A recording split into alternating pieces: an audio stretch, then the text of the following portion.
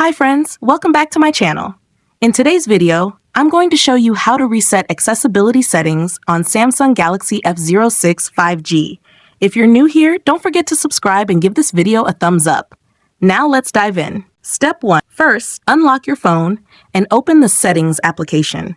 This is where you can find various customization options for your device, including display settings, security settings, and accessibility features. Step 2.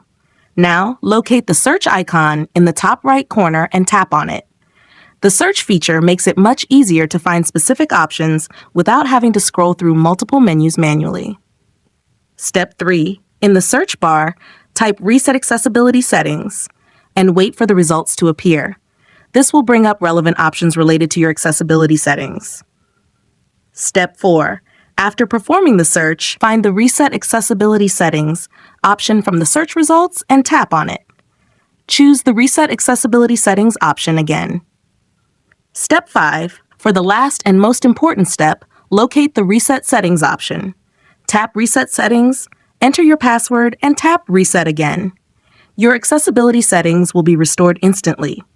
If you found this tutorial helpful, don't forget to give it a thumbs up and subscribe to my channel for more great tips.